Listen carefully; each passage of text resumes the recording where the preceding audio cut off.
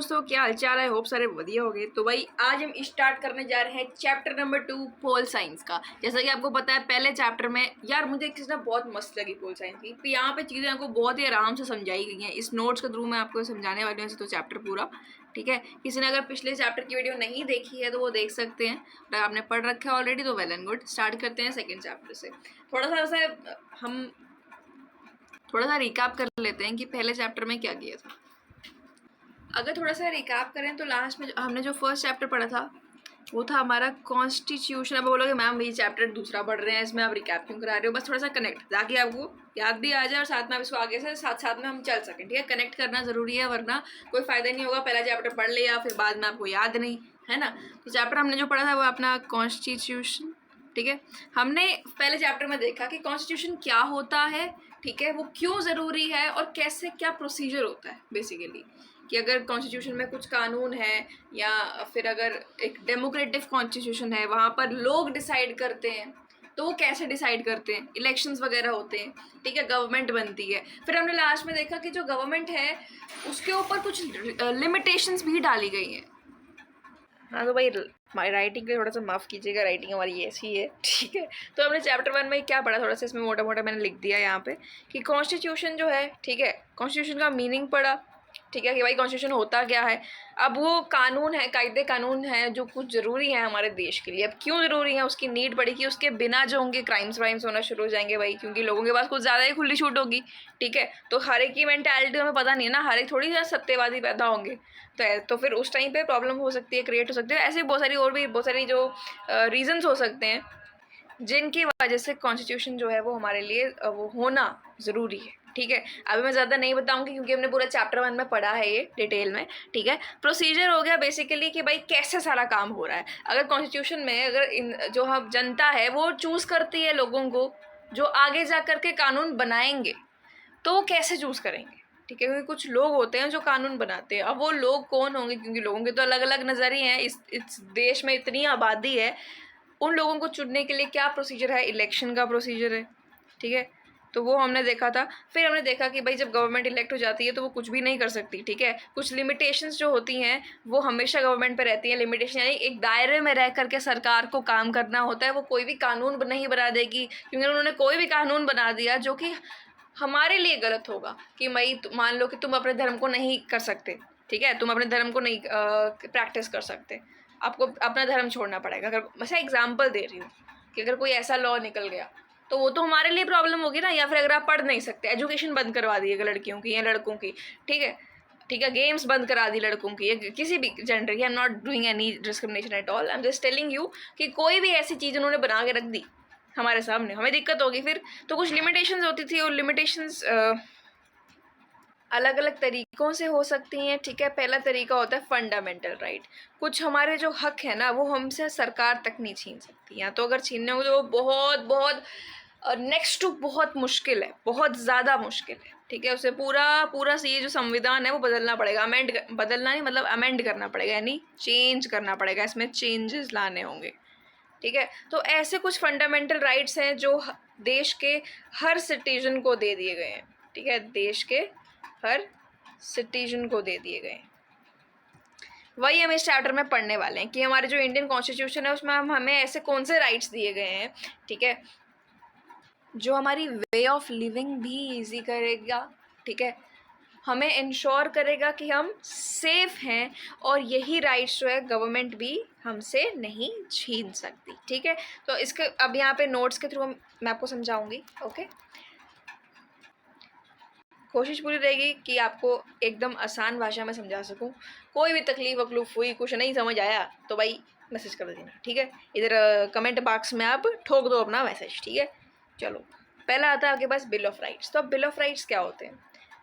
Right हो गया आपका हक, ठीक है। So a list of rights mentioned and protected by constitution is called the bill of rights. तो वो राइट्स जो इस देश में रहने वाले, इस देश के हर नागरिक को दिए गए हैं, ठीक है, जो कि हमारे संविधान में बताए गए हैं। संविधान क्या हो गया? किताब भाई, जिसके अंदर बहुत सारे जो है कायदे कानून लिखे गए हैं जिससे हमारा देश चलाया जाएगा। उसी में कुछ ऐसे हक हमें दिए गए हैं, कुछ ऐसे रूल्स एंड रेगुलेशंस कह सकते हो, या हमें राइट्स दिए हैं, ठीक है ना। हमारे ऐसे कुछ हक हैं जो इस देश में रहने वाले हर कॉमन मैन, हर कॉमन वुमेन, ठीक है, हर एक नागरिक के पास हैं, जो कि संविधान में भी मेंशन्ड किए गए हैं। और उसे संविधान यानी प्रोटेक्ट, जो क्या बोलते हैं, हमारा खुद कॉन्स्टिट्यूशन है, वो खुद क्या करता है? प्रोटेक्ट करता है। उससे हम बोलते हैं बिल ऑफ राइट्स, ठीक है। और ये एक हक नहीं है, बहुत सारे राइट्स है, लिस्ट है पूरी, ठीक है। आगे बढ़ते हैं, आगे क्या लिखा है भाई? Government must ensure that individuals have certain rights and the government will always recognise these right, sorry democracy बोलना था मैंने, डेमोक्रेसी मस्ट इंश्योर। तो देखो, जैसे कि हमें पता है कि इंडिया में डेमोक्रेसी है, और जब भी हम बात करते हैं ना डेमोक्रेसी की, तो कहते हैं कि जो राइट है, जो हक है, वो सारा एक सिंगल हैंड में नहीं आएगा, ठीक है, एक वन हैंड में नहीं आएगा। जो भी there will be equality basically कह सकते हैं, या फिर पीपल वोट रहता है कि जो जनता है वो खुद अपना जो लीडर है वो चूज करेगी, जो कि आगे जा कर के उन्हीं के लिए देश को चलाने के लिए कानून बनाएगा। तो जब डेमोक्रेसी होगी तो गवर्नमेंट जब बनती है, जब सरकार चुन करके आएंगे, या हम ही वोट डालेंगे, कोई और तो वोट नहीं डालेगा। मैंने बोला ना कि डेमोक्रेसी है, तो हम ही जब सरकार चुनेंगे, बनाएंगे, लोगों को खड़ा करेंगे, तो उनको इन सब चीज़ों का ध्यान रखना पड़ेगा, क्योंकि भाई ये डेमोक्रेसी है। तो आपको ये ध्यान रखना कि कुछ राइट्स जो हमें मेंशन किए गए हैं, यही आप कह सकते हो बिल ऑफ राइट्स, जो कि संविधान में मेंशन किए गए हैं, वो उन्हें देखेंगी, उनको रिकॉग्नाइज करेंगी एज राइट्स कि हाँ भाई इनका हक है। और वो सिर्फ उन्हें देखेंगी नहीं, वो हक हमें दिया भी जाएगा, ठीक है। प्रोहिबिट्स गवर्नमेंट फ्रॉम दस acting against the right. Okay, अच्छा, तो भाई इधर ये लिखा है कि बेसिकली जो बिल ऑफ राइट्स है, ये हमें क्या करेंगे? ये बेसिकली प्रोहिबिट करेंगे गवर्नमेंट को कि भाई कोई भी, अब जो गवर्नमेंट है ना, वो हमारे हक से, वो हमारा हक हमसे नहीं छीन सकती है। पहली चीज़ ये है, ठीक है ना। प्रोहिबिट करना मतलब रोकना, उन्हें मतलब वो चीज़ वो नहीं कर सकते हैं, ठीक है। गवर्नमेंट जो है, हमें जो हक दिए गए हैं संविधान द्वारा, वो हमसे नहीं छीन सकती, ठीक है। और अगर हमसे हमारे हक छीने गए हैं, हमारे साथ कुछ भी ऐसा गलत हुआ है, तो वहाँ पर इंश्योर किया जाता है कि हाँ भाई इसका इलाज आपको मिलेगा। आप आकर के रिपोर्ट तो करो, आप कंप्लेन तो करो, आपको आपका हक जो है वो वापस मिलेगा, ठीक है। रेमेडी होगी कि आपको आपका हक वापस मिलेगा, ठीक है, remedy. They are ensuring you this, okay. चलिए आगे बढ़िए, आगे देखते हैं भाई। Fundamental right in the Indian constitution में आता है मोतीलाल नेहरू कमेटी, ठीक है। इनके बारे में क्या बोला? नेहरू रिपोर्ट थोड़ा सा देख लेते हैं। ओके, तो यहाँ पे थोड़ा सा आपको मोतीलाल नेहरू कमेटी के बारे में बताया जाए। तो यहाँ पे जो मोतीलाल नेहरू थे, उन्होंने अपनी एक कमेटी बनाई थी, मतलब उनके साथ और भी लोग थे, ठीक है, मिलकर के उन्होंने ग्रुप बनाया, जिसको वो क्या बोल रहे थे? मोतीलाल नेहरू कमेटी बोल रहे थे, Motilal Nehru committee. Okay, note it down, साथ साथ में नोट्स अगर आप बनाते जाएँ तो बढ़िया है, ठीक है। तो ये इन्होंने जो ग्रुप बनाया, ये इन लोगों ने बेसिकली डिमांड किया 1928 में कि भाई हमें बिल ऑफ राइट्स जो है वो होने चाहिए, क्योंकि हम जो हर एक वहाँ पे आम आदमी है, उनके पास क्या होना चाहिए? कुछ हक होने चाहिए, कुछ राइट्स होने चाहिए। फिर इवेंचुअली कुछ टाइम के बाद इन्होंने ब्लूप्रिंट तैयार किया। ब्लूप्रिंट क्या होता है? इन्होंने खुद संविधान नहीं बनाया। अब जो मोतीलाल नेहरू जी हैं और उनके साथ जो भी लोग हैं, उन्होंने खुद संविधान नहीं बनाया था, उन्होंने ब्लूप्रिंट बनाया था। ब्लूप्रिंट होता है, उन्होंने अपना एक आइडिया दिया कि भाई अच्छा ये ऐसा जो हमारा देश है वो इस तरीके से चलना चाहिए, ठीक है। उन्होंने सिर्फ एक आइडिया दिया था, और उसी रिपोर्ट को हमने बोला, वो उन्होंने जो निकाल के ब्लूप्रिंट जो दिया उसको हमने कहा नेहरू रिपोर्ट। समझ में आया? इसमें सिर्फ मोतीलाल नेहरू जी इन्वॉल्व नहीं थे, इसमें उनकी पूरी कमेटी इन्वॉल्व थी। ये नोटिस करते जाइए, ठीक है। आगे क्या लिखा है यहाँ पे वो पढ़ते हैं। The constitution listed the rights that would be specifically protected and called them fundamental rights. अब हमारे संविधान में ऐसे कुछ हक हमें दिए गए हैं, यानी हर एक सिटीजन को, हर एक इंडिया में रहने वाले, ठीक है ना, हमारे हर एक यहाँ पे आम आदमी को कुछ ऐसे हक दिए गए हैं जिनको स्पेशली प्रोटेक्ट किया जाएगा, और उन्हीं को हम कहते हैं फंडामेंटल राइट्स। स्पेशली प्रोटेक्ट करना मतलब सरकार भी इतनी आसानी से हमसे वो हक नहीं छीन सकती। इतनी आसानी क्या, बहुत मुश्किल होती है तब जाके वो कोई भी एक जो फंडामेंटल राइट है उसको बदल सकते हैं, बहुत बहुत मुश्किल है, ठीक है। तो ऐसा कैसे है, क्योंकि वो संविधान खुद उसमें लिखा हुआ है, उसमें खुद इंश्योर किया हुआ है कि भाई तुम्हें ये प्रोटेक्शन दी जाएगी, तुम्हें तुम्हारा हक मिलेगा और उस हक की सुरक्षा भी की जाएगी। समझ में आ रहा है? आगे बढ़ते हैं। Fundamental rights are so important that the constitution has separately listed them, कि भाई उनको अलग से लिखा गया है, इतने ज़्यादा इंपॉर्टेंट है। क्योंकि अगर हमारे पास फंडामेंटल राइट्स ही नहीं होंगे ना, अभी आप पढ़ोगे कि वो उनमें क्या क्या है, ऐसा कौन से हक हैं हमारे पास जो कि बहुत बेसिक हैं, अगर वो नहीं होंगे तो देश चल ही नहीं सकता। तो तुम उसे डेमोक्रेसी भी कैसे कहोगे? एक डेमोक्रेसी में फंडामेंटल राइट का होना ज़रूरी है, ठीक है। कुछ ज़्यादा ज्ञान दे दिया हमने, चलो आगे बढ़ते हैं।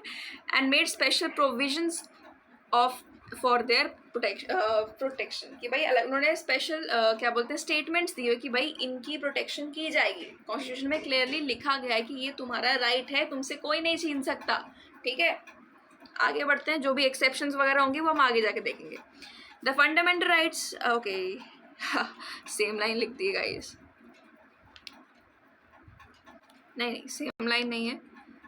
इन्होंने कहा है the fundamental rights are so important that the constitution itself ensures that they are not violated by the government. तो वो कह रहे हैं कि जो फंडामेंटल राइट है वो हमारे लिए इतने ज़रूरी है कि कॉन्स्टिट्यूशन में खुद ये लिखा गया है, खुद ये हमें इंश्योर करवा रहा है, हमें बता रहा है कि भाई वो वायलेट नहीं करने वाली, आपकी सरकार भी वायलेट जो है नहीं कर सकती। मतलब वो हक आपसे नहीं छीना जा सकता, सरकार भी आपसे वो हक नहीं छीन सकती, ठीक है। चलिए नीचे आते हैं थोड़ा सा यहाँ पे। Ordinary rights and fundamental rights. अब यहाँ पे ना दो अलग अलग, एक होता है हमारे ऑर्डिनरी राइट्स, ठीक है, जैसे जो हमारे राइट्स तो हैं लेकिन ऑर्डिनरी क्यों कहा गया है, क्योंकि उन पे स्पेशल आपको श्योरिटी नहीं दी जा रही, ठीक है। राइट है आपसे, ऐसा नहीं है कि कोई ऐसी इतनी आसानी से छीन लेगा, ऐसा नहीं छीन सकता, लेकिन हाँ यहाँ पर इतना इंश्योर आपको नहीं किया जा रहा। जैसे कि एग्जांपल देती हूँ मैं, हमारे पास एक आता है राइट टू प्रॉपर्टी, ठीक है, एक आता है राइट टू प्रॉपर्टी। आप एग्जांपल में लिख सकते हो ताकि आपको समझ में आ जाए, ओके। तो राइट टू प्रॉपर्टी में है कि भाई आपकी जो ज़मीन है वो आप ही की रहेगी, वो आपकी प्रॉपर्टी है, ठीक है ना, उस पर आपका हक है। अब क्या है कि यहाँ पर आपके पास ये राइट तो है, ये मेरे को एक हक दिया गया है कि वो जो आपने प्रॉपर्टी ली है, ठीक है, कोई भी लैंड हो सकता है, आपने ज़मीन ली है, तो भाई जो आपके पास राइट ऑफ प्रॉपर्टी है वो आपको क्या कहता है कि जैसे आपने ज़मीन ली, ठीक है, अब उसमें आपने अपना घर बनाया, वो आपकी खुद की प्रॉपर्टी, आपने खुद खरीदी ज़मीन, अपने पैसों से खरीदी, वो आप ही के पास रहेगी जब तक आप खुद अपने मन से उस ज़मीन को बेच नहीं देते। अगर आपका मन है बेचो, नहीं है तो नहीं बेचो, तो आपका हक है, भाई आपकी ज़मीन है, आपके पास रहेगी। ये इंश्योर करता है आपका राइट टू प्रॉपर्टी, ठीक है, प्रॉपर्टी। अब ऐसा नहीं है कि ये राइट भाई आपने बोला ऑर्डिनरी है तो भाई यार कोई चोर चक्का या कोई भी सेकंड थर्ड पर्सन आपका मोहल्लेदार आपसे छीन लेगा, नो, राइट है, हक आपके पास दिया गया है, लेकिन ना यहाँ पे कुछ चीज़ें हो सकती है, कुछ चीज़ों की वजह से ये आपसे चेंज किया जा सकता है थोड़ा बहुत, ठीक है। इसमें चेंज क्या कहना चाह रही हूँ मैं, जैसे फॉर एग्जाम्पल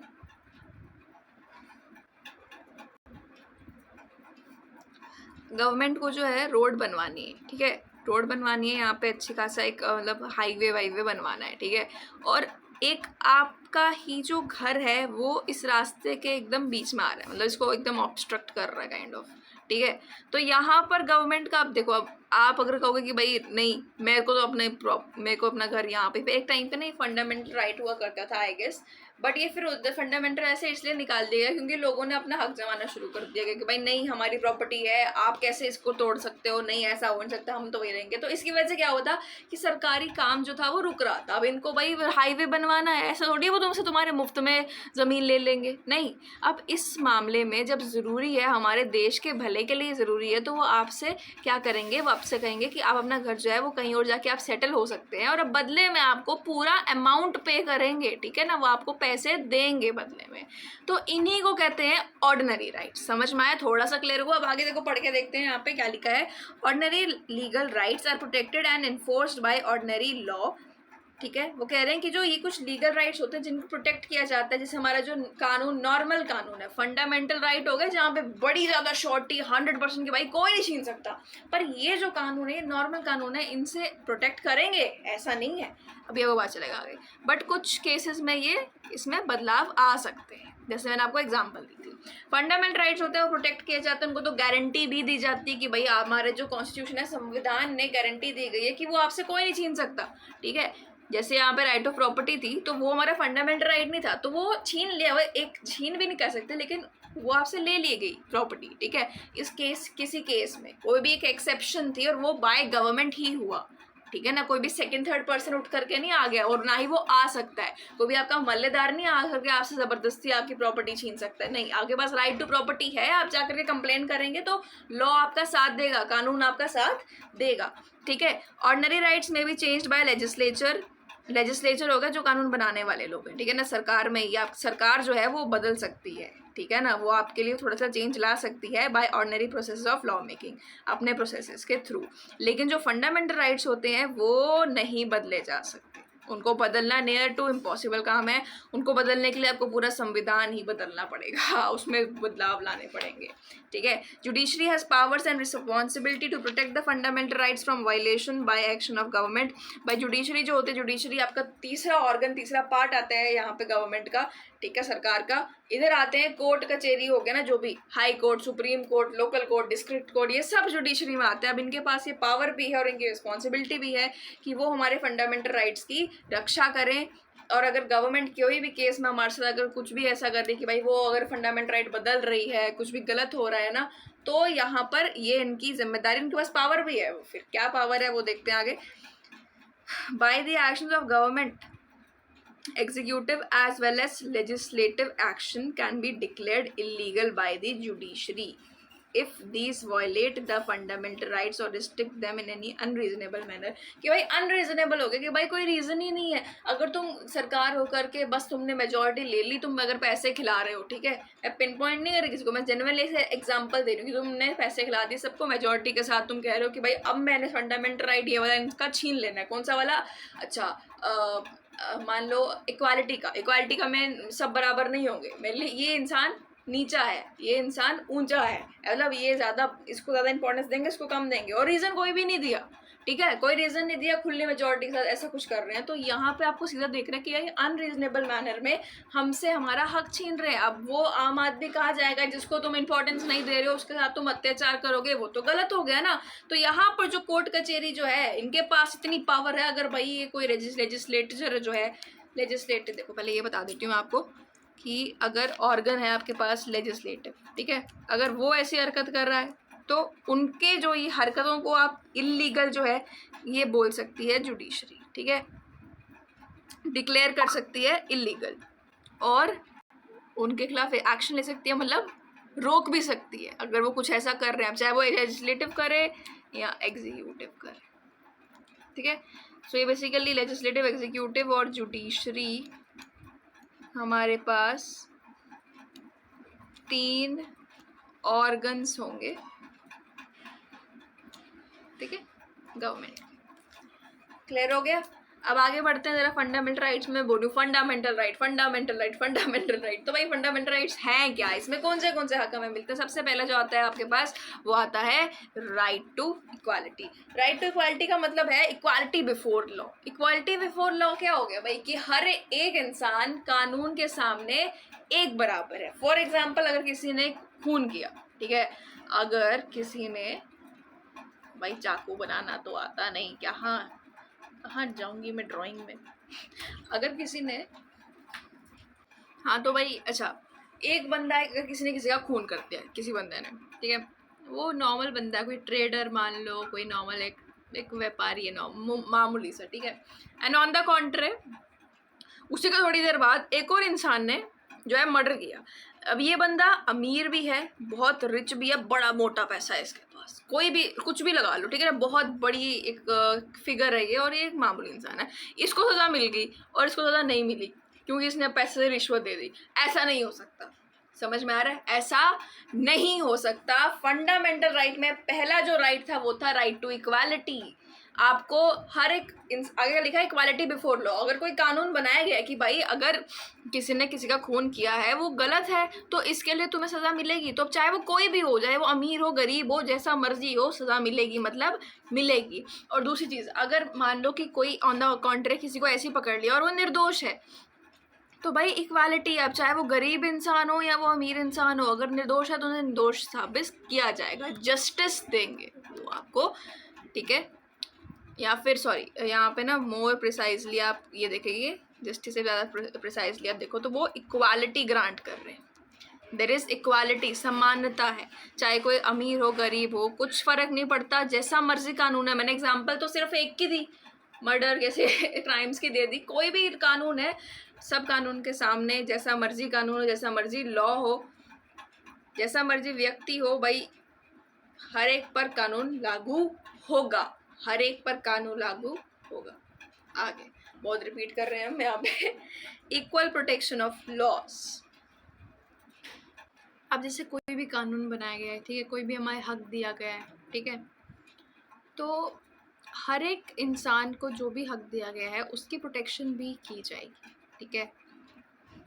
और चाहे वो इक्वालिटी उसमें भी रहेगी, चाहे वो इंसान अमीर हो गरीब हो, जो आपको हक दिया है, जो भी कानून बना है, ठीक है ना, तो उसको प्रोटेक्ट भी किया जाएगा। मान लो आपको कोई राइट है कि आपका हक आपसे छीना गया, आपके साथ आप मतलब कोई किसी ने चोरी वोरी कर ली, ठीक है, या फिर सेक्सुअल हरासमेंट हो गया, कुछ भी ऐसा, ठीक है ना।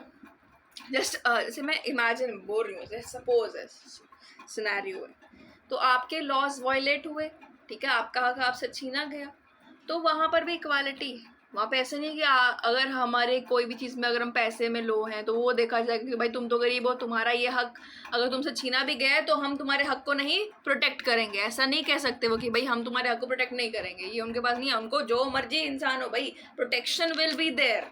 अब चाहे वो आपका कोई हक है वो प्रोटेक्ट करेंगे या कोई और इंसान है, ठीक है ना, किसी भी चीज़ पे वो भेदभाव नहीं कर सकते। अब चाहे वो आपको हक दिए गए या फिर ऐसे ही कोई भी लॉ निकाला है, ठीक है, कोई भी ऐसा कोई लॉ निकाला है जो अल्टीमेटली देश का उद्धार करना चाह रहा है, तो उसको प्रोटेक्ट भी करा जाएगा। समझ में आ रहा है? कोई भी उसका ऐसे ही वायलेट उसे नहीं कर सकता। चलिए अब आगे बढ़ते हैं भाई।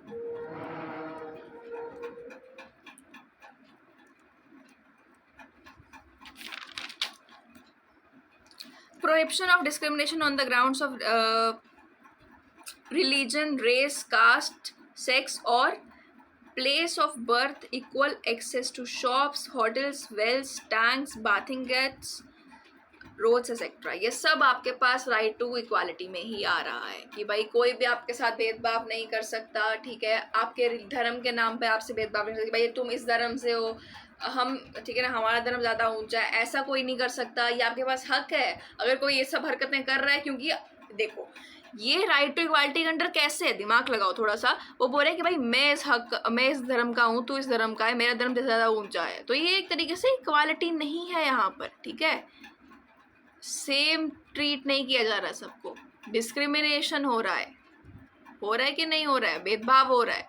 और इक्वालिटी का मतलब ही होता है कि भाई समान भाव रख के चलो, भेदभाव नहीं। इसीलिए ये राइट टू इक्वालिटी के अंडर आ रहा है। अगर आपके साथ कुछ भी ऐसा हो रहा है कि आपके धर्म के नाम पर या फिर आपके स्किन के कलर, रेस हो गया, स्किन का कलर काला गोरा, इस चीज़ पे आप पे भेदभाव कर रहे हैं, तो आप इस राइट को ले करके आगे जा करके कंप्लेन कर सकते हैं, कोर्ट कचहरी में जा सकते हैं, आप कंप्लेन कर सकते हैं कि भाई ऐसा है, ऐसा। अब ऐसा ये नहीं है छोटा मोटा, आपका कुछ बहुत बड़ा ऐसे भेदभाव हो रहा है, डिस्क्रिमिनेशन चल रहा है कास्ट के बेसिस पे, ठीक है, जात के बेसिस पे हो गया, सेक्स के बेस पे हो गया कि भाई ये लड़की है या ये लड़का है, इसके बेस पे हो गया, आप कहाँ पे जन्मे हैं उस बेस पे हो गया। और दूसरा आ गया कि इक्वल एक्सेस है आपके पास, आप किसी भी दुकान पे जा सकते हैं, किसी भी होटल जा सकते हैं, किसी भी कुएं टांग कहीं पे भी आप जो है वहाँ पर आराम से एक्सेस कर सकते हैं। ऐसा नहीं कि कोई जगह है वो वहाँ पे एग्जाम्पल दे रही हूँ कि मतलब इस कास्ट के लोग नहीं जा सकते, इस रिलीजन के नहीं जा सकते, या फिर,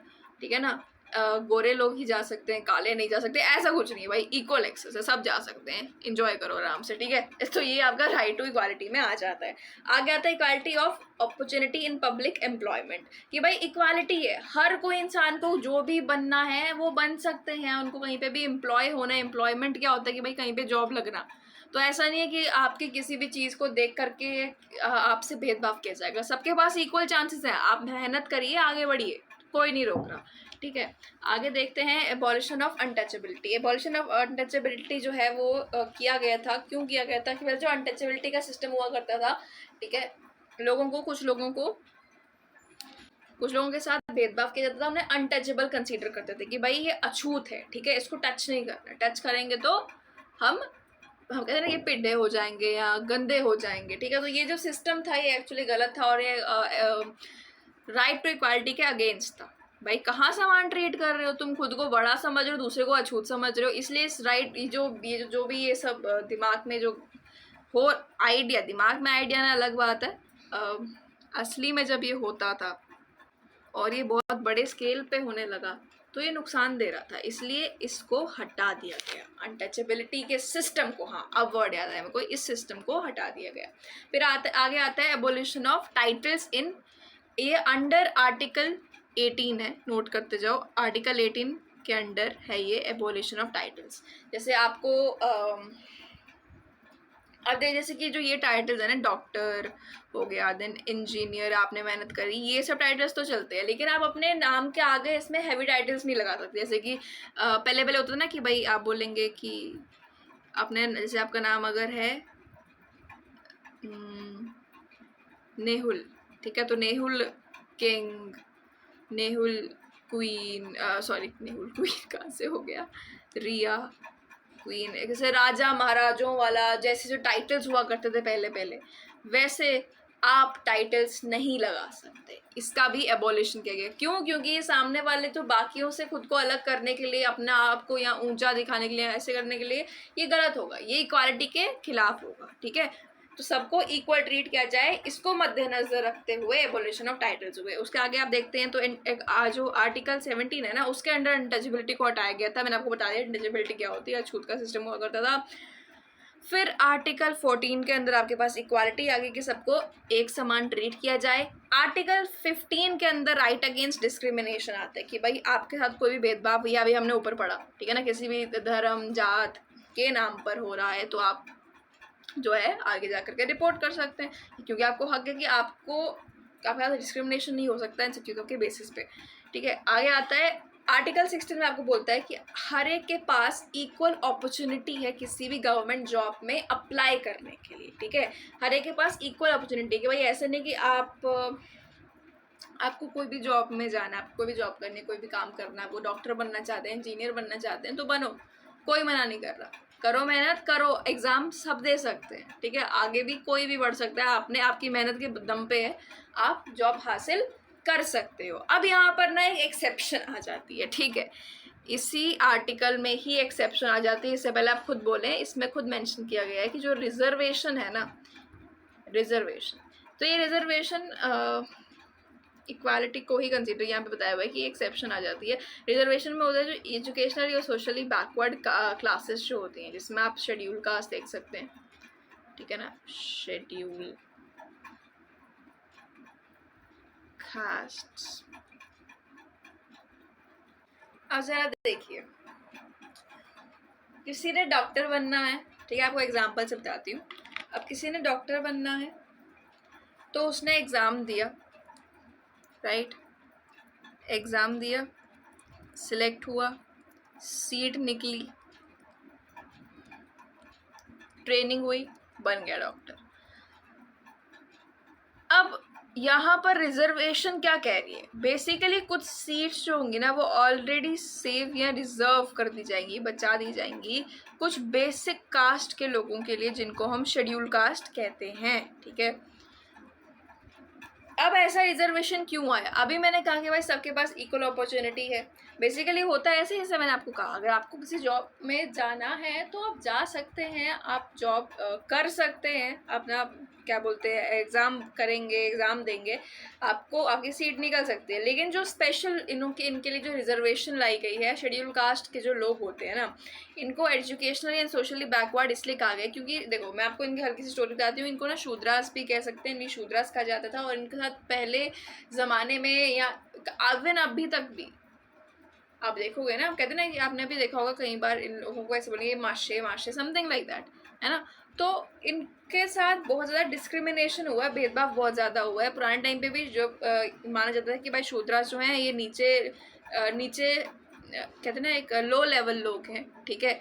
क्योंकि just because of their work, अगर वो नालियाँ साफ़ कर रहे हैं या कुछ ऐसा कर रहे हैं, इसका मतलब ये थोड़ी नहीं यार कि वो अनटचेबल हो गए। उनके साथ अनटचेबिलिटी हुई थी कि भाई इनको छूना नहीं। जो बड़े हाई कास्ट के लोग हुआ करते थे पहले ना, हिरार्की होती थी ज़्यादा, अभी बहुत डीप चला जाएगा, छोटा सा करते हैं इसको, ठीक है। सबसे ऊपर ब्राह्मण्स, देन आगे आपके पास क्षत्रियास, देन आगे वेश्या, सबसे लास्ट में शूद्रास होते थे, यानी कि आपके आगे शेड्यूल कास्ट के लोग भी हो सकते हैं, ठीक है।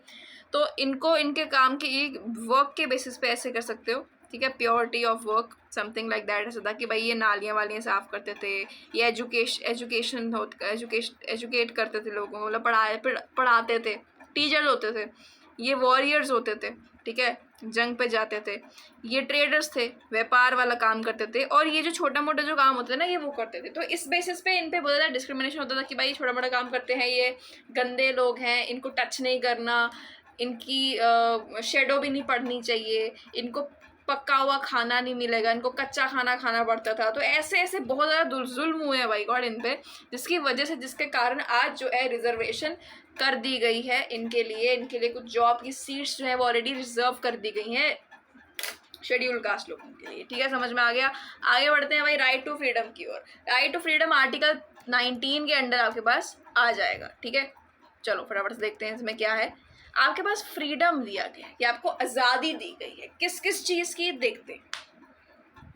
Freedom of speech and expression, आपको कुछ कहना है भाई, कोई नहीं रोक रहा, आपके पास हक है, आपके पास ये आज़ादी है कि आपको जो बोलना है बोलो। आपने अपनी अब देखो भाई, इसका मतलब ये नहीं कि लिमिटेशन नहीं है, आपको कोई भी गाली वाली नहीं दे सकते, ठीक है। किसी को बहुत बुरी तरीके से आप कुछ क्या बोलते हैं, बुरा भला नहीं बोल सकते। लेकिन अगर आपकी कोई ओपिनियन है, आपकी कोई आइडिया है, आप उसको तरीके से एक्सप्रेस कर सकते हो। एक्सप्रेशन मतलब एक्सप्रेस कर सकते हो। अगर आपको कोई चीज़ बुरी भी लग रही है तो उसको तरीके से आप अपने पॉइंट रख करके क्रिटिसाइज कर सकते हैं, लेकिन तरीके से, ऐसे नहीं कि भाई आप भाई गालियाँ देने शुरू करते कि अबे तूने तेरी ऐसी की तेरी ये वो, है ना, वो नहीं चल सकता। लेकिन आप अपना नज़रिया जो है वो लोगों से शेयर कर सकते हैं, आप बोल सकते हैं, इसका आपको हक दिया गया है राइट टू फ्रीडम के अंदर अंडर आर्टिकल 19। फिर बोला है असेंबल पीसफुली, आप इकट्ठा हो सकते हैं, ठीक है, आप अपनी यूनियन बना सकते हैं, अपना ग्रुप बना सकते हैं, अपना एसोसिएशन बना सकते हैं, आप इस देश की किसी भी जगह पर आराम से जा सकते हैं, कोई आपको रोकने नहीं वाला, कोई आपके साथ किसी भी चीज़ के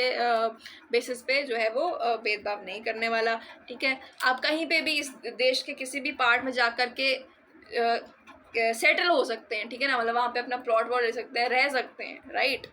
प्रैक्टिस एनी प्रोफेशन और carry on any occupation, trade और बिजनेस, कि आप भाई कोई भी प्रोफेशन जो है, कुछ भी आपको डॉक्टर बनना है, इंजीनियर बनना है, जो बनना है बनो, ठीक है। कोई भी प्रोफेशन, कोई भी काम जो है वो आप कर सकते हैं, ठीक है। आपको व्यापार करना है तो वो भी आप कर सकते हैं, कोई भी आपको रोक नहीं रहा, आपके पास ये पूरी आज़ादी है, करना है करो, नहीं करना है मत करो। ऐसे नहीं कि आपको ज़बरदस्ती करवा रहे हैं, नहीं, आपकी मर्जी है, ठीक है, आपको फ्रीडम दिया जा रहा है इस चीज़ के लिए।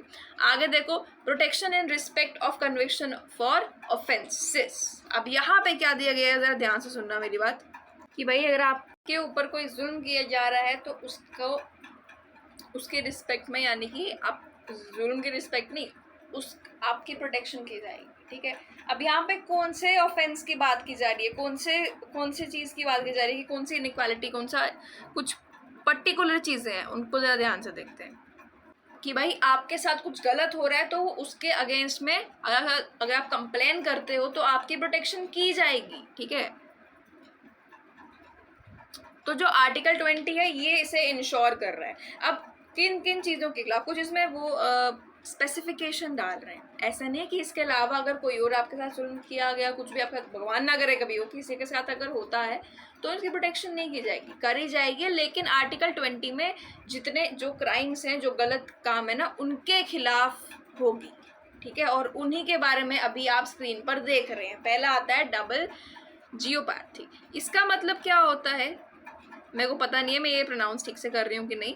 ये 3 काम, एक तो ये आ गया आपके पास, ठीक है, डबल जियोपैथी, एक आ गया आपके पास सेल्फ इंक्रिमिनेशन, एक आ गया रिट्रोस्पेक्टिव लॉस। इन 3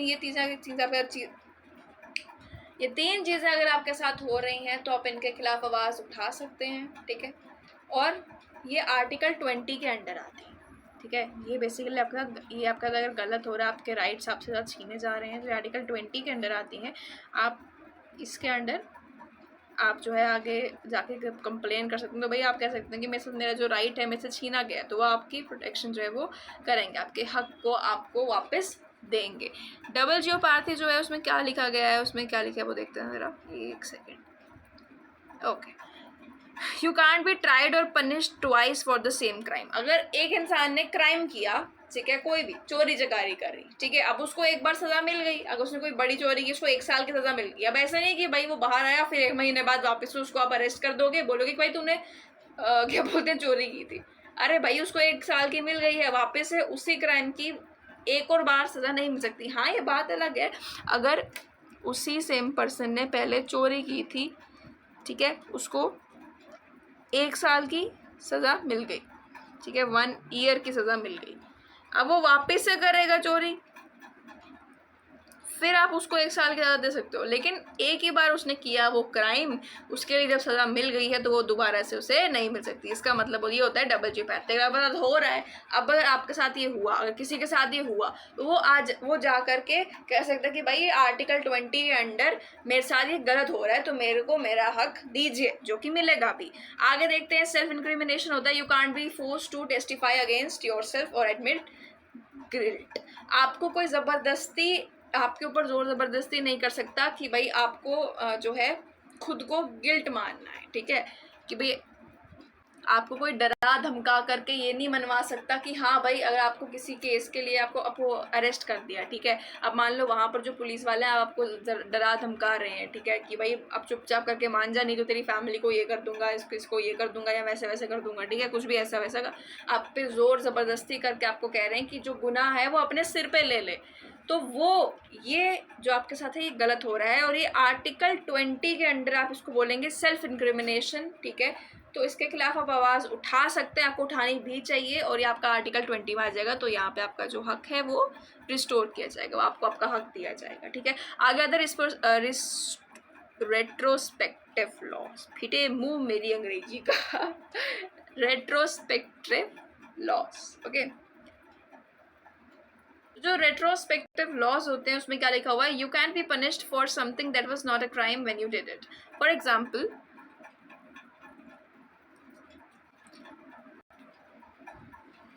कि भाई आप एक प्राइवेट ऑफिशियल हैं, प्राइवेट कंपनी में आप काम करने वाले, थोड़े बड़ी पोजीशन में आप हैं, ठीक है, तो आप माइनिंग कंपनी से हैं, आपको मतलब माइनिंग का काम है, ठीक है, कंपनी समथिंग उस चीज़ से रिलेट करती है, तो आपको एक लैंड मिला, ठीक है, रैंडमली आपको एक लैंड मिला, ठीक है, आपने चेकिंग वेकिंग करवाई, आपको पता चला कि भाई इस लैंड में अच्छे खासे मिनरल्स हैं, तो खुदाई करना स्टार्ट कर दो, ठीक है, आपने माइनिंग कर दी।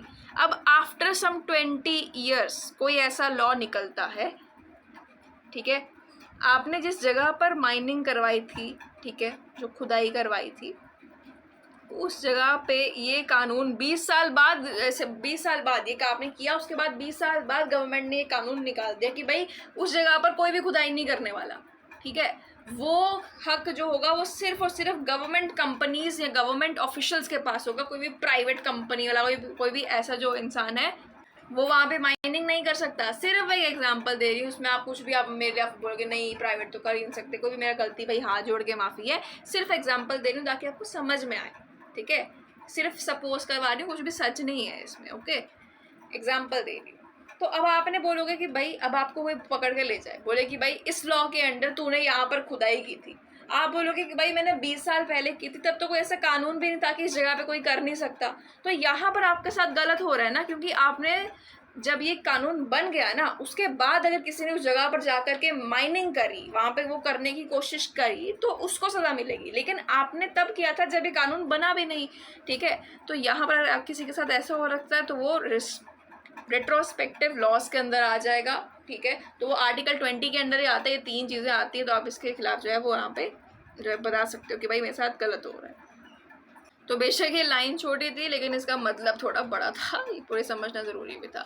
आगे आता है राइट टू लाइफ। आपको जीने का अधिकार है, अपना पर्सनल, आपके पास एक हक है आपको। भाई अगर आप कहोगे कि मैंने ब्रश राइट हैंड से करना, तो राइट हैंड से करो। ऐसे पर्सनल छोटी छोटी चीज़ों की आपके पास लिबर्टी है, कोई आपको वो नहीं बोलेगा नहीं तो राइट हैंड से, तो लेफ्ट हैंड से ब्रश कर, ठीक है। तो रोटी शाम को नहीं खा तो रात को खा, ऐसा कोई नहीं करने वाला। आपको जैसा करना है वैसे करो, ठीक है। राइट टू एजुकेशन, पढ़ाई लिखाई के आपके पास अधिकार है, आपसे कोई नहीं छीन सकता। Protection against arrest and detention in certain cases.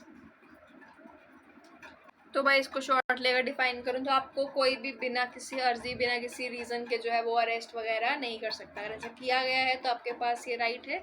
आप राइट टू फ्रीडम के अकॉर्डिंगली आप इस पर जो है वो आवाज़ उठा सकते हैं, ठीक है। आगे बात आता है राइट अगेंस्ट एक्सप्लॉयटेशन। अब राइट अगेंस्ट एक्सप्लॉयटेशन में 2 आर्टिकल्स ही होंगे आपके पास, एक है आर्टिकल 23, एक है आर्टिकल 24। भाई आर्टिकल क्या है कि कुछ चीज़ें हैं, ठीक है, कुछ चीज़ें हैं। अगर ऐसा कुछ गलत काम किसी भी व्यक्ति के साथ हो रहा है तो वो आवाज़ उठाए और कहे कि भाई राइट अगेंस्ट एक्सप्लॉयटेशन के अंडर मेरे साथ ये सब गलत हो रहा है, मेरे को मेरा हक दीजिए, ठीक है। ये आपका फंडामेंटल राइट है, राइट अगेंस्ट एक्सप्लॉयटेशन। प्लीज़ आंखें खोल के रखिए और साथ में लिखते जाइए। आर्टिकल 23 के अकॉर्डिंगली कि भाई आप अगर जो भी ह्यूमन ट्रैफिकिंग हो रही है, ठीक है, या किसी के साथ ज़बरदस्ती काम करवाया जा रहा है, फोर्स लेबर हो, ज़बरदस्ती काम करवाया जा रहा है, तुमसे तनख्वाह तुम्हें दे नहीं रहे हैं और ज़बरदस्ती काम चलाया जा रहा है, तुम्हें गुलाम बन के रख दिया है, ऐसे काम करवाया जा रहा है, तो ये तुम्हारे साथ गलत हो रहा है। इसके अगेंस्ट तो आवाज़ उठा सकते हो भाई, आर्टिकल 23 और राइट अगेंस्ट। बेसिकली जो आर्टिकल 23 है वो इसी के अंडर आ जाता है, राइट अगेंस्ट एक्सप्लॉयटेशन के अंडर आ जाता है। तो तुम इसके खिलाफ आवाज़ उठा सकते हो। फोर्स लेबर समझ आ गया। ह्यूमन ट्रैफिकिंग होता है, एग्जांपल देती हूँ, जैसे कि लोगों को अपने मतलब के लिए उठवा लिया जाएगा, ठीक है, किडनैप करवा लिया जाएगा और फिर वो अपने मतलब का काम उनसे निकलवाएंगे, उन पे ज़ोर ज़बरदस्ती वायलेंस वगैरह का इस्तेमाल करके उनको मारेंगे, पीटेंगे, कुछ भी ऐसा करेंगे। For example group of girls को किडनैप करवा दिया जाता है। अभी आप देखेंगे तो इन सब के आपको न्यूज़ दिख जाएंगे, अच्छी खासी ह्यूमन ट्रैफिकिंग बहुत चलती है। फिर बाद में तुम्हें वो अपने रीजंस के लिए जो है वो यूज़ करेंगे। तुम्हें पहले किडनैप करवा लिया, उसके बाद तुम पे क्या बोलते हैं, जुल्म वगैरह करके तुम्हें डरा धमका करके, क्योंकि भाई अब उनके हाथ में है, ठीक है, सब कुछ, तो वो अपने मतलब के लिए तुम्हें इस्तेमाल कर सकते हैं, ठीक है ना। मैं आपको नहीं कह रही, वैसे एग्जांपल मैं बता रही हूँ, ठीक है, I am just explain. So human trafficking basically यही होता है कि लोगों को बेसिकली आप अपने फ़ायदे के लिए इस्तेमाल कर रहे हैं। आप जैसे आपने गर्ल्स को किडनैप कर लिया, उसके बाद आप उनसे प्रॉस्टिट्यूशन का काम करवाएंगे और कोई हमसे अगर ऐसे ना करवा रहा है, तो ये सब चीज़ें जो होती हैं ये सब ह्यूमन ट्रैफिकिंग में आती हैं। मैं इसको ठीक से डिफाइन नहीं कर पा रही, एक सेकंड को। ये देखिए यहाँ पे सीधा इसका डेफिनेशन आपको लिख करके दिखा दिया गया है कि ह्यूमन ट्रैफिकिंग होता है जब लोगों को ज़बरदस्ती, अगर आपका मन नहीं है फिर भी आपसे कोई भी काम निकलवाया जा रहा है, ठीक है, कुछ भी हो सकता है वो, जैसे आपसे ज़बरदस्ती कोई भी काम करा रहे हैं, फैक्ट्रियों में आपको काम लगवा दिए, वो भी ह्यूमन ट्रैफिकिंग के अंदर आएगा। सिर्फ सेक्शुअल एक्सप्लॉयटेशन नहीं होगा कि आपसे प्रॉस्टिट्यूशन करवा रहे हैं, सिर्फ वही नहीं होगा, समझ में आ रहा है। आपको बुरी कंडीशंस में रखा जा रहा है, ठीक है, आपके ऊपर जुल्म किया जा रहा है किसी भी तरीके से कि भाई आपको खाना नहीं दे रहे हैं, ठीक है, आपको मारा पीटा, किसी लोगों को मारा पीटा जा रहा है, लोगों को खाना नहीं दे रहा है, किसी भी तरीके से उनका भेदभाव कर रहे हैं, उनको पहले तो पकड़ लिया जा रहा है, उसके बाद उन्हें अपने मतलब के लिए जो है उनसे ज़बरदस्ती उनसे काम निकलवा रहे हैं, काम उनसे करवाया जा रहा है, इसको बोलते हैं इसे तुम कह सकते हो ह्यूमन ट्रैफिकिंग। तो भाई ये आपके पास आ जाएगा आर्टिकल के अंडर, आर्टिकल 23 के अंदर आ जाएगा। तो इसकी प्रोहिबिशन है बेसिकली, ये इन सब चीज़ों पे बैन लगाया गया कि ऐसा नहीं किया जा सकता किसी के साथ, ठीक है। आगे आता है आपके पास prohibition of employment of children in hazardous jobs. जैसे कोई भी फैक्ट्रियों में काम करवा दिया जिसमें हैज़ार्डियस होता है, जैसे कि छोटे बच्चों से काम करवाया जा रहा है, ऐसे केमिकल्स वगैरह का वहाँ पर इस्तेमाल हो रहा है जो कि बहुत नुकसानदायक है, पॉइजनस है। तो इन सब चीज़ों का ऐसी जगहों पर बच्चों का काम नहीं है, ऐसी जगहों पे बच्चों को तुम हायर नहीं कर सकते, उन्हें तुम जॉब नहीं दे सकते, ठीक है। इसको प्रोहिबिट किया गया, यानी कि उसको मनाई गई कि पहले ऐसा भी होता था, ठीक है। तो बच्चों की जाने जा सकते हैं यार, उन्हें थोड़ी पता है, वो इतने केयरफुल थोड़ी रहेंगे, राइट। तो छोटे बच्चों को यहाँ पर आप ऐसी जगहों पर जो है वो नौकरी नहीं दे सकते। इसको हटाया गया है अंडर दी आर्टिकल 24। तो ये दोनों ही आर्टिकल्स राइट अगेंस्ट एक्सप्लॉयटेशन में आ जाते हैं। अगर ऐसा किसी के साथ हो रहा है तो वो कह सकता है कि मेरे पास ये फंडामेंटल राइट है, मेरे साथ ये गलत हुआ है, ये राइट अगेंस्ट एक्सप्लॉयटेशन में आता है, मुझे मेरा हक दीजिए। समझ में आ गया? चलिए आगे बढ़ते हैं। अब आता है right to freedom of religion. ये आर्टिकल 25 में आता है। आर्टिकल नोटिस करते जाओ साथ साथ में। Freedom of conscious and free profession, practice and propagation of religion. Freedom of conscious क्या हो गया आपके पास? बेसिकली फ्री प्रोफेशन, प्रैक्टिस, आपको जो धर्म फॉलो करना है आप कर सकते हैं, मानना है आप मान सकते हैं, आप पे कोई जोर जबरदस्ती नहीं, आप पे कोई भेदभाव नहीं किया जाए कि भाई इस धर्म को नहीं मानो, इसको मानो, कोई दिक्कत नहीं है। फ्री प्रोफेशन हो गया, आपको जो बनना है आप बन सकते हैं, आपको डॉक्टर बनना है, इंजीनियर बनना है, बनो, ठीक है। ठीक है, कोई भी कुछ भी आपको जॉब करनी है आप कर, आपने नेवी में जाना है, आर्मी में जाना है, आप जा सकते हो। It's all your choice. Freedom of manage religious affairs, freedom to pay taxes for promotion of any particular religion. आपको किसी भी धर्म का क्या बोलते हैं ना, वो प्रमोशन करवाना, जैसे क्या कह सकते हैं, लोग मेल करवाते हैं, ठीक है, लंगर वगैरह लगते हैं, है ना। तो वो उनकी खुद की मर्जी है, वो अपना खुद का पैसा डाल करके, ठीक है, और वो किसी रिलीजन को अगर प्रमोट करना चाहते हैं तो वो कर सकते हैं, वो उनकी मर्जी। Freedom to attend religious instruction और वर्शिप सर्टेन एजुकेशनल इंस्टीट्यूशंस। देखो जो राइट ऑफ कॉन्शियस था ना, आपको कहता है कि आपको किसी भी चीज़ की आपकी मान्यता है, ठीक है, आपको वो चाहे वो आपके धर्म से रिलेटेड हो या ऐसे भी आपका मानना है, आपका सोच है, तो आप रख सकते हैं, ठीक है। उसमें आपको कोई नहीं कह रहा कि भाई आप ऐसे सोच नहीं रख सकते हैं, आपको वो एक्सप्रेस करनी है वो भी आप कर सकते हैं। Freedom to attend religious instruction और वर्शिप, कि भाई आपके कोई भी धर्म में कोई भी मान्यता है, ठीक है, आपको कोई भी बिलीफ वगैरह है, आप उसको रख सकते हैं। आपको कोई भी आप मानते हैं, कुछ भी आप मानते हैं, ठीक है ना, आप दुआ करते हैं, आप प्रार्थना करते हैं, तो वो सब पे आपको फ्रीडम है, आप करना चाहें, आप किसी भी धर्म को मान सकते हैं। आप किसी भी धर्म में जो भी बिलीव्स होते हैं ना, जैसे आप कुछ ना कुछ रूल्स होते हैं, कुछ ना कुछ मॉरल वैल्यूज़ होती हैं, आप उन सबको मान सकते हैं। आप कोई जो है आपको कोई भी रोकने वाला नहीं है, आप कर सकते हैं।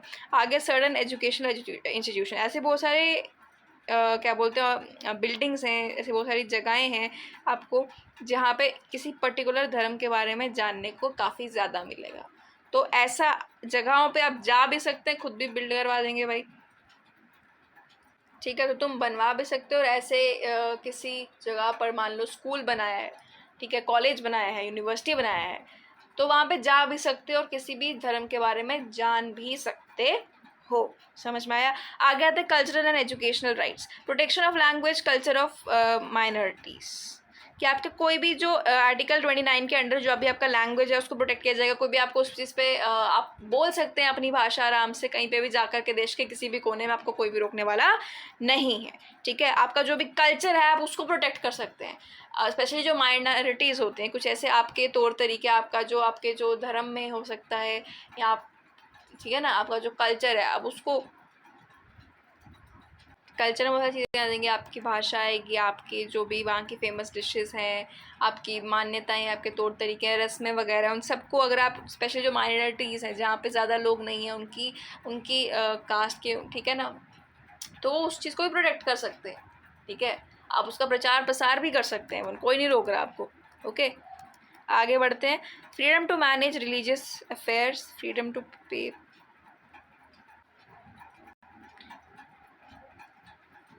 यहाँ पे कुछ चीज़ें हमने ऑलरेडी पढ़ ली हैं, ठीक है, लाइक दिस,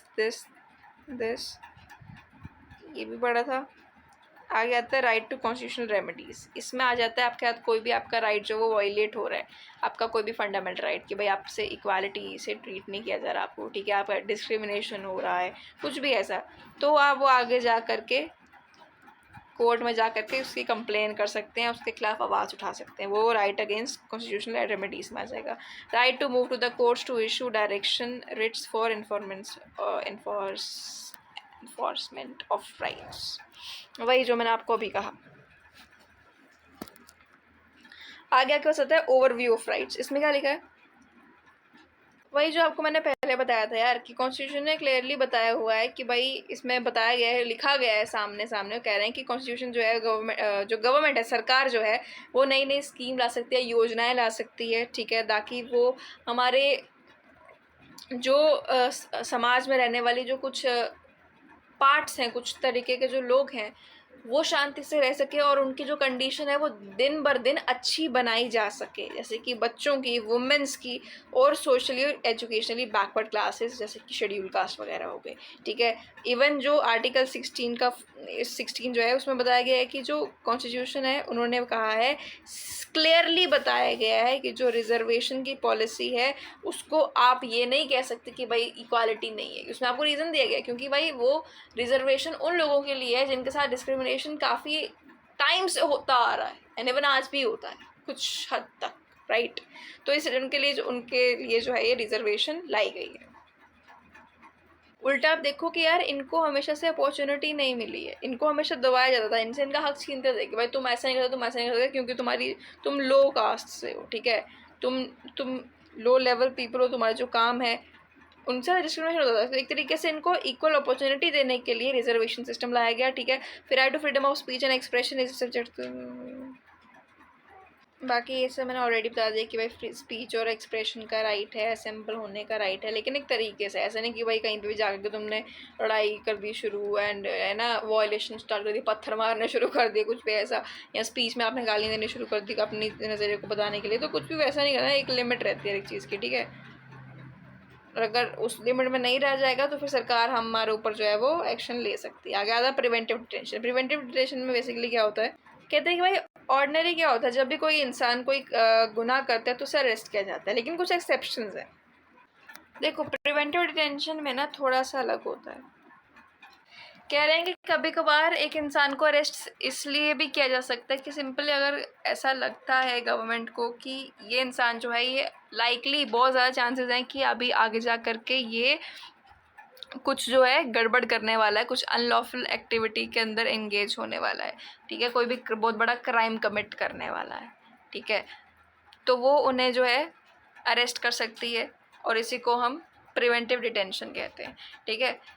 तो अगर कह रहे हैं कि अगर गवर्नमेंट को ऐसा लगता है कि वो जो इंसान है वो कोई भी कानून को नुकसान पहुंचा सकता है, ठीक है, और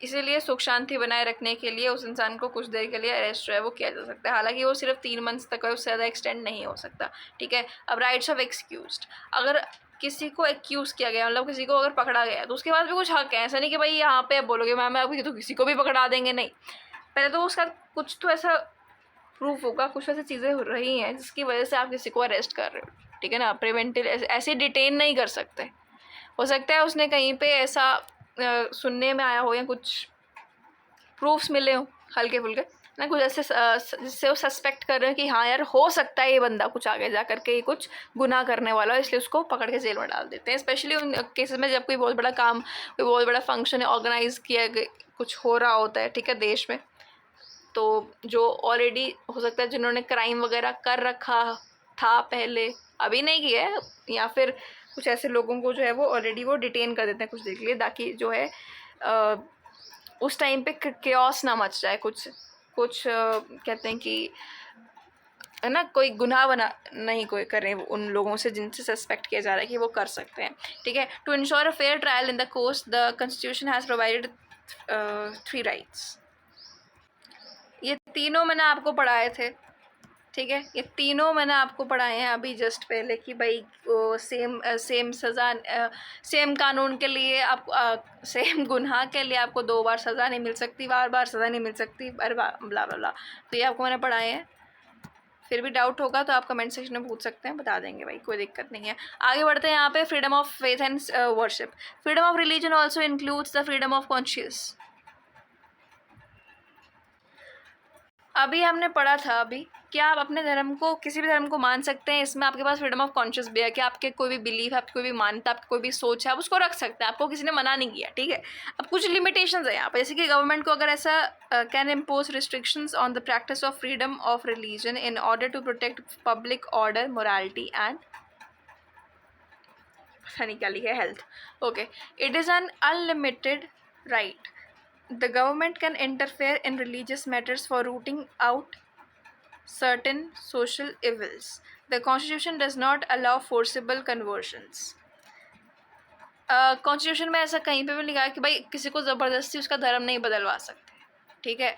जिसको दो धर्म रखना रखे, लेकिन उन पर जोर ज़बरदस्ती नहीं हो सकती। It only gives us the right to spread information about our religion. अपने अपने धर्म का प्रचार प्रसार करो, ठीक है ना, बढ़ाओ, प्रमोट करो, लेकिन किसी को ज़बरदस्ती नहीं कर सकते आप। एंड दस अट्रैक्ट अदर्स टू इट। लोगों को अट्रैक्ट कर सकते हो, बता सकते कि भाई हमारा धर्म है, ये है, लेकिन आप ये नहीं कर सकते कि भाई ज़बरदस्ती नहीं कर सकते, ठीक है, किसी को कि भाई तुम हमारा धर्म में ही आओगे, तुम चाहते नहीं हो फिर भी तुम आओगे, ऐसा नहीं कर सकते। अब देखो, वो कह रहे हैं कि गवर्नमेंट के पास ना कुछ लिमिटेशंस यहाँ पे रहती हैं कि अगर किसी धर्म में वो इंटरफेयर तब जाके कर सकते जब उन्हें लगे कि धर्म में बनाए हुए रूल्स एंड नॉर्म्स जो हैं वो कहीं ना कहीं देश की सुख शांति से उनको छीन रहे हैं। जैसे कि फॉर एग्जांपल कुछ प्रथाएं थी, जैसे कि सती प्रथा, ठीक है। अब वो भी धर्म तो था ना, धर्म में ही थी। अब गवर्नमेंट को इंटरफेयर करना पड़ा, क्यों? क्योंकि वहाँ पर कुछ ज़्यादा ही गलत हो रहा था। अब वहाँ पे जब पति की डेथ होती थी तो सीधे डायरेक्टली बोलते थे कि भाई वाइफ को साथ में मतलब ज़िंदा जला देना, सो दैट वाज रॉन्ग, है ना। और वैसे ट्रिपल तलाक का दे सकते हो कि भाई 3 बार तलाक बोला, ठीक है ना। वो तो अब वो भी रिलीजन में ही था, लेकिन कुछ ना कुछ वहाँ पे बहुत ज़्यादा अनफेयर होता है। वहाँ पे लड़कियों का कह सकते थे कि देखने में आ रहा था कि भाई वुमेंस का गलत हो रहा है। थोड़ी सी बात हुई और कह दिया कि भाई तलाक तलाक तलाक, ऐसे सेम तो नहीं, बट हाँ कुछ आप समझ सकते हो ना। ट्रिपल तलाक कर जिनको नहीं बता देती हूँ, ऐसी पॉलिसी थी जहाँ पर आप 3 बार तलाक बोलो, हस्बैंड बोलता था मुस्लिम रिलीजन में, तो तलाक डाइवोर्स हो जाता था हस्बैंड वाइफ का, तो ये भी गलत था। तो कुछ ऐसी चीज़ें जब होंगी तब यहाँ पर आकर के जो सरकार है वो अंदर आ सकती है, ठीक है ना, वो इंटरफेयर कर सकती है। आगे आता है आपके पास आता है right to constitutional rights, sorry it's not rights, it's remedies, it's remedies, okay. ये मैंने आपको पहले भी थोड़ा सा डिफाइन किया था कि राइट टू कॉन्स्टिट्यूशनल रेमेडीज जो होती हैं वो क्या बोलते हैं, एक सेकेंड, ओके। तो जो डॉक्टर BR अम्बेडकर है ना, उन्होंने राइट टू कॉन्स्टिट्यूशनल रेमेडीज़ को कंसीडर किया था कि भाई ये हमारे संविधान का दिल है। क्यों? क्योंकि भाई ये बहुत मेन है। आपके साथ कोई भी आपका फंडामेंटल राइट आपसे छीन लिया गया, तो भाई अब आगे क्या करोगे? आपको बोला तो सही कि आपको बोलने का अधिकार है, ये करने का अधिकार है, लेकिन अगर किसी ने आपके साथ कुछ गलत किया तो आप फिर तब क्या कर सकते हैं? तो इसी राइट के अकॉर्डिंगली अंडर आप जो है किसी भी कोर्ट में, हाई कोर्ट तक जा सकते हैं, सुप्रीम कोर्ट तक जा सकते हैं और अपना जो राइट है वो आप वापस पा सकते हैं अगर इनकेस आपके साथ कुछ गलत हुआ है तो। आगे आता है रिट्स। रिट्स जो होता है वो government can issue various special orders known as writs. Government ने कोर्ट, अब कोर्ट के पास कुछ ऐसे स्पेशल ऑर्डर्स हैं जो वो इस्तेमाल कर सकती है। ऐसे कैसे ऑर्डर हैं, क्या हक है, देखते हैं ज़रा भाई। एक आता है habeas corpus. Habeas corpus means the court orders that the arrested person should be presented before it. It can also order to set free an arrested person if the manner or grounds of arrest are not lawful or satisfactory. आपने किसी को भी arrest कर लिया, ठीक है। अब मान लो अगर मेरे को अरेस्ट किया गया है विदाउट एनी रीज़न, कुछ खास ऐसे मुझे अरेस्ट कर दिया गया है, तो मेरे पास भी एक राइट है ये, ठीक है। आप तो कह रहे हैं कि भाई देखो, जैसे अगर मुझे अरेस्ट किया गया और मुझे कुछ खास रीज़न भी नहीं देगा और बिना किसी रीज़न के मुझे अरेस्ट कर देगा, तो मेरे पास ये हक है कि मैं जाकर के गवर्नमेंट को यहाँ पे सॉरी कोर्ट में जा सकती हूँ। कोर्ट में जाकर के जैसे इन्हें इन्फॉर्म कर सकती, भाई मेरे साथ ऐसा ऐसा किया है, मेरे साथ गलत किया गया है, ठीक है। वो तेज़ बोल दिया मैंने, मेरे साथ गलत किया गया है। तो फिर वहाँ पे जो कोर्ट है वो बोलेगी भाई हैबिस कॉर्पस। अब हैबिस कॉर्पस का मतलब क्या होता है? हैबिस कॉर्पस का मतलब है कि जो कोर्ट है वो ऑर्डर देगी कि भाई अरेस्टेड पर्सन को इधर प्रेजेंट करो और बताओ कि किस सबूत पे तुमने इन्हें अरेस्ट किया है। आगे आपको पता है mandamus. Mandamus issued when the court finds that a particular person, particular office holder is not doing legal duty and thereby is infringing on the right of an individual. जो कोई भी ऑफिशियल होल्डर है वो अपना काम नहीं कर रहा, ठीक है, और किसी और का राइट उनसे छीना जा रहा है। जैसे कि फॉर एग्जांपल मान लो कि मेरे को सुपरिटेंडेंट ऑफ पुलिस की पोस्ट पे रखा गया, ठीक है। फिर आफ्टर सम टाइम मेरी ट्रांसफ़र करवा देगी या कोई भी XYZ में मुझे कहा गया कि भाई तुम उधर दूसरी जगह पे जा कर के बैठ जाओ। अब मैं फिर भी उसी जगह पर मैंने ट्रांसफ़र नहीं किया, मैं फिर भी उधर ही बैठी हुई हूँ, ठीक है। किसी और की आ गई थी, किसी और ने जाना था मेरी जगह पे, मेरी कुर्सी पे किसी और ने बैठना था और मेरी ट्रांसफ़र थी, लेकिन मैं फिर भी उधर ही बैठी हुई हूँ कि भाई मैं नहीं जा रही। मैं तो उसका हक जो है मैंने खुद अपने हाथ में ले लिया कि नहीं, मैं तो यहीं पे बैठूंगी। तो ये मैं गलत कर रही हूँ, उस इंडिविजुअल का राइट उससे छीना जा रहा है जिसने आगे आकर के उस कुर्सी पे बैठना था। तो यहाँ पर जो है हम क्या कर सकते हैं कि कोर्ट में जाकर बोल सकते हैं मैंडेमस कि भाई हमारे साथ गलत हो रहा है कि ये जो ऑफिस होल्डर है ये ज़बरदस्ती अपनी क्या बोलते हैं इस कुर्सी पे आकर के बैठा हुआ है, ठीक है, और अपनी जो पावर्स का गलत इस्तेमाल कर रहा है, ठीक है। आगे आता है प्रोहिबिशन। प्रोहिबिशन बेसिकली होता है issued by higher court when a lower court has considered a case going beyond its jurisdiction। अब जैसे मान लो कि कोई केस जो है वो लोअर लेवल के कोर्ट से सॉल्व नहीं हो रहा, ठीक है, ठीक है, कोई भी ऐसा मतलब बहुत ज़्यादा डेट्स पे डेट्स आ रही हैं, डिले हो रहा है, तो उस केस में जो हायर कोर्ट है उसके पास या फिर सुप्रीम कोर्ट हो गया उसके पास एक पावर होगी, वो कह सकते हैं वो बेसिकली प्रोहिबिशन का यूज़ कर सकते हैं जिससे वो जो केस होगा वो पास हो जाएगा ऊपर लेवल के कोर्ट के पास, ठीक है। आगे आता है आपके पास को वारंटो। को वारंटो में बोला है कि if the court finds that a person is holding office but is not entitled to hold that office, it issues the writ of quo warrants and restrict that person from acting as an holder. अब देखो confuse मत होना, mandamus और कोवरेंटो में similarity बिल्कुल भी नहीं, ठीक है, लेकिन यहाँ पे मैं थोड़ा सा आपको एग्जांपल देकर समझाती हूँ।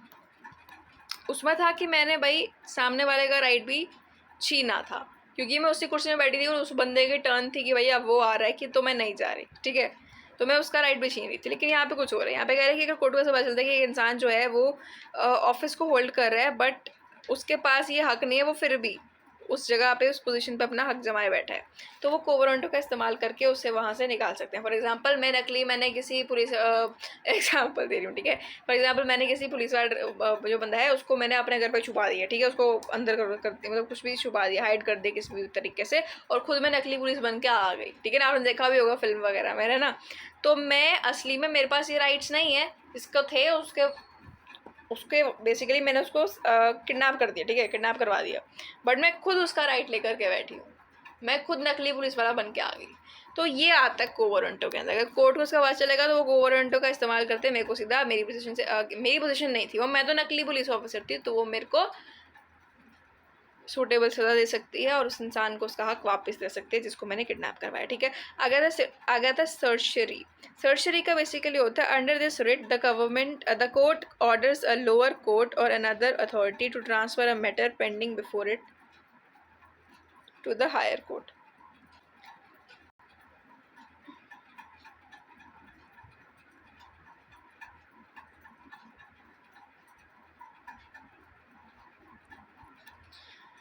अगर कोई भी ऐसा मैटर चल रहा है जो काफ़ी देर से पेंडिंग है, ठीक है, एक लेवल ऑफ कोर्ट में, तो जो दूसरा हायर लेवल का कोर्ट है वो बेसिकली ऑर्डर कर सकता है इसको कि वो पास कर दिया जाए।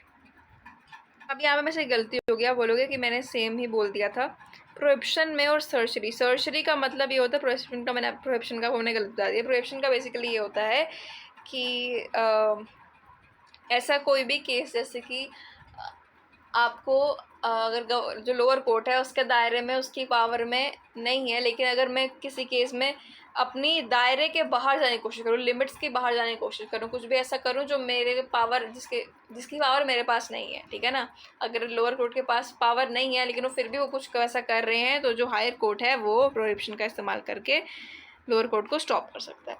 That's it. आगे आपके पास आता है national human right commission. The commission function include inquiry at its own initiative और a petition presented to it by victim into complaint of violation of human rights। तो ये बेसिकली एक ग्रुप है या फिर एक ऑर्गेनाइजेशन है जिसमें लोग जो होते हैं वो ह्यूमन राइट्स को जो है वो प्रोटेक्ट करते हैं और उनको जो है वो इन्वेस्टिगेट करते हैं अगर कहीं पे भी ह्यूमन राइट्स को वायलेट किया जा रहा है, तो वो वहाँ पर जो बेसिकली है देखो ये चीज़ याद रखना कि वो देख सकते हैं कि अगर कहीं पे ह्यूमन राइट्स जो है वो वायलेट हो रहे हैं तो आप यहाँ पर जा करके बता सकते हो, ठीक है। लेकिन ये डिसीजन ले सकते हैं, ठीक है। आगे वो आगे का डिसीजन है, वो कैसे करना है क्या, वो अगला वो आगे का प्रोसीजर है, ठीक है। बट इनका काम होता है ये बेसिकली प्रमोट करें, ठीक है, प्रोटेक्ट करें ह्यूमन राइट्स को, इन्वेस्टिगेट करेंगे कहीं पर भी किसी का गलत हो रहा है तो वो का पता लगाएं। ये सब जो होता है ये सब काम होता है हमारे NHRC का, यानी नेशनल ह्यूमन राइट कमीशन का, ठीक है। ज़रा स्टार्टिंग से ज़रा इसको देख लिया जाए। आई होप ये चैप्टर आपको क्लियर हुआ होगा। इसमें कोई भी अगर आपको डाउट है तो प्लीज़ पूछेगा, कोई गलती होगी भाई तो माफ़ करिएगा हमें, ठीक है। बाकी आई होप सबका अपना ध्यान रखिए भाई। अब मिलते हैं अपने अगली वीडियो में। Thank you so much for watching.